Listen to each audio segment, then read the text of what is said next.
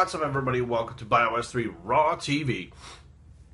Today is spawned by an individual who and actually posted in the comment section of one of my videos, and I can't remember the video. This is the problem with ADD. You read it, and you're like, oh, I'm going to make a reply to this, and then you fucking forget, and then it's like fucking 300 comments deep, and you can't figure out what video it was.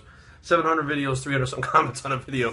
You don't know where the fuck it was. So, it basically was about athletic performance and keto diets. Okay, now there has been a let's back up. So you have two different ways that the body uses these stored fuels for energy. You have glucose, which is its preferred source of fuel, and you have body fat, which it stores later in case you start to starve and there's no more food coming in. Your body then uses this for energy. Now, if you look at those two things for being as primal as what they really are, that's it. Has nothing to do with what you want to do playing football, has nothing to do with what you want to look like, has nothing to do with anything. It's survival. Now, when I talk about keto diets, I don't recommend keto diets for everyone, but I'm also not scared of them. There's a huge carbohydrate kick going on nowadays, and some people, they just simply do not handle carbs well, whether it's insulin sensitivity, whether the receptors are shot, whether the fact that, you know, they're gluten intolerant. Some people, I mean, there's all these fucking things that are going on. But the bottom line is we're seeing over and over again, some people cannot tolerate the carbs. Some tolerate them very well. And those people seem to fucking preach to the top of the mountain about how you need 500 grams of carbs to get lean and to get mass and to get, I mean, everything is 500 grams of carbs, 600, I eat this, I eat that. Now, you're an anomaly. That's not fucking normal. Okay, so a lot of people can't handle that many carbs. Now, the keto diet, which I've actually had a lot of people come to me that are like, look, I went with this coach and they're totally against the keto diet, but I gained 15 pounds of fat doing what they told me to do. Well, something's up, okay? And that coach is just like, no, keep going with it, and they keep gaining fat, and they're like, well, you don't understand. No, yeah, you understand. You told them what to do. You don't know what the fuck you're talking about. You don't understand that their body is different than everybody else's, and maybe it's not working for them, so you have to find something else. Now, a lot of guys don't agree with the keto diet, or a lot of coaches, not guys, coaches in general, don't agree with the keto diet because they're like, you shouldn't restrict calories and do it. Shut the fuck up. Let's face facts. Even if you're eating high carbohydrates to lose weight, you're going to do that calories in, calories out thing, and you're going to restrict calories. Now, the thing about keto versus carbohydrate-based diet, keto, you have almost an unlimited amount of fucking energy once you're into ketosis. Once you drop into ketosis, the only way you run out of energy is if you fucking get to zero body fat, and you'll be dead anyway, so it's not going to fucking matter. But a lot of endurance athletes hit something called the wall, what they call the wall. And they need to actually refuel carbohydrates during their periods of activity in their given sport. The reason being is when they run out of usable glucose, when the body depletes itself of glucose over that long period of time, it's not that easy. You don't just drop into ketosis and fat is used and then you go. It's not that easy. It takes a, excuse me, I've seen anywhere from a 3 to 14 day period for somebody to drop into deep ketosis, which means that their body is using ketones, which are a byproduct of fat loss, easily, okay, and they're accessible. Now, you don't just do that when you've been eating 500 grams of carbs and you go do your race, you run out of fucking carbs, your body doesn't automatically jump into ketosis. There's a period of time where, and I strongly believe, enzymatically things change. And Dr. Mauro D. Pasquale was actually someone who studied this, and he came up with the anabolic diet. There's an enzymatic system where the body actually shifts in enzymes. It doesn't deplete completely of the glucose digesting enzymes, but it shifts into where there are more enzymes based to use for fat and ketones. Now, the reason why it does that is it doesn't have as much glucose anymore. It has zero glucose. So there's no glucose coming in, but it has to take care of all these ketones that are now being floating in the blood, being used for energy. So that shift in metabolism happens, and they call that ketosis. Now, once you're in ketosis, okay, because I just talked to somebody who said, you shouldn't recommend this for a runner. Once you're in ketosis, I've had runners, okay, runners, not bodybuilders, runners, excel better on the keto diet. Why? Because you have an unlimited amount of energy. Once you've made that ketogenic shift, you now have a source of energy that's not going to run out. You're not going to hit a wall. There's no wall. Whereas opposed to the person that's eating the carbohydrates and the dextrose or whatever they use in those little packets and gels like that, they're going to hit a fucking wall if they run out. Depending on how they're pushing their body, the metabolism, how fast it gets used up, they could easily run out of carbohydrate, usable glucose, and have to find another source of energy. Now, you have two sources of energy that it's going to use. You have either the drop into ketosis and use ketones or body fat, or break down muscle tissue to make more glucose.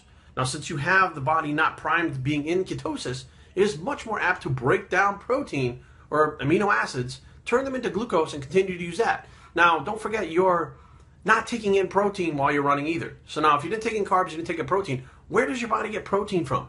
Muscle tissue, or sorry, amino acids. If I don't say the exact right things, even though you guys fucking get it, the wingnut science motherfuckers go nuts. So if you're not taking in amino acids while you're running, you're not taking in some kind of carbohydrate like glucose or dextrose or something, where does it come from? It comes from muscle tissue. You burn muscle. So you lose your metabolism. It slows down. You don't gain metabolism speed when you're doing stuff like that.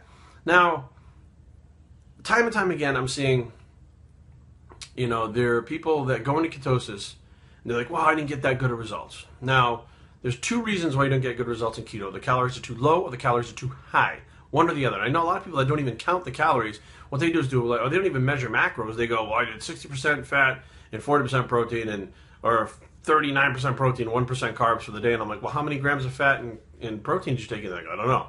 I just about the fist and then about double fist for fat. And I'm sitting there going, what the fuck? You don't even know what you're taking in. It's okay. Your lack of knowledge and lack of planning, you're not getting results. Now, if you take in too many calories on the ketogenic diet, you're going to burn, you get all these ketones left to burn, and you get this food that's going in. Obviously, that's not the best case scenario. But once the shift is made, you're much more apt to be able to burn ketones than the actual body fat you're putting back in. So it becomes this kind of, this balance of, how much protein, how much fats, not even, and the carbs are already eliminated. So now you're just left with two of the macros. You don't even have to fuck with the carbs. And, some people, they drop into ketosis and feel great. Some people drop into ketosis and feel terrible. Why do you feel terrible? The calories are too low. You've restricted the calories so much that even if it was a carbohydrate-based diet, you're still going to feel like shit. And there's always people like, oh, well, you can go into ketoacidosis. No, the average person who sits on their ass can go into ketoacidosis. Someone who's training hard, I've had actual people who train hard and do their cardio every day, and next thing you know, they go get blood work done, and there's not a fucking single ketone in the blood. And the doctor's like, they're like, yeah, but doc, I'm on a ketogenic diet. And the doctor's like, there's no ketones because you're using them all. They're not having long enough time to build up. And that building up of those ketones is what causes ketoacidosis, which is toxic to the body. Now, also, when you're on a ketogenic diet, here's something that a lot of people don't know. You hear a lot of these people going, oh, you can't overdo the cardio, you can't overdo the cardio, you can't overdo the cardio. And I hear that all the time. Now, you realize in a ketogenic diet, since you're not running out of energy, okay, you're not going to hit that wall where you're done with the glucose and you need to break down muscle tissue, which is bad, which causes cortisol release. You have an unlimited supply. The more cardio you do, the more fat you burn in keto. It's that simple. Even if you look at it as a calorie per calorie basis, the more cardio you do, you're burning those ketones which have calories in them. The calories are not going to come from muscle. They're going to come from the ketones because that's what's being used for energy. So now, I'm not suggesting anybody do this, and I know right now people are going to go, oh my God. But let's say you took an individual who was in ketosis, in deep ketosis, and had his macros, boom, leveled out. He's at maintenance on his macros. And he did 2.5 hours of cardio a day compared to the person that exactly like that had, their macros set compared to the 1 hour a day cardio. The person doing 2.5 hours is going to see faster fat loss. That's how it works, period. And there's not going to be a decrease in metabolism because you're not going through that muscle tearing down process that you would trying to transition from glucose to ketones. You're already in ketosis.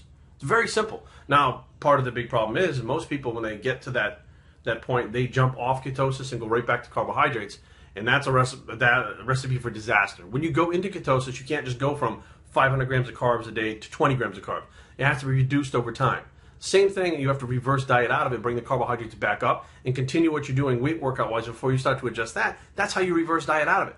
So a lot of this problem that comes up with is, there are people reducing the calories too much on a keto diet. Then when they're done with the fucking show or their pictures or their photos they take or whatever, they go completely back on the high carbohydrate diet and blow up that way.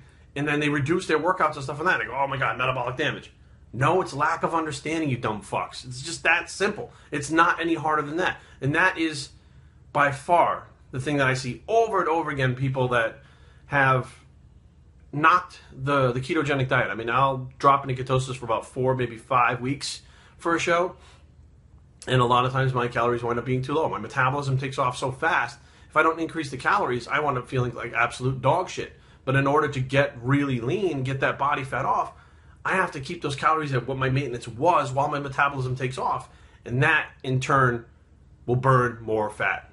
Plain and simple, that's how it works. Bios3training@gmail.com. Leave comments down below, but don't fight. www.bios3training.com is a blog, and where it's the ketogenic explained diet. We're out.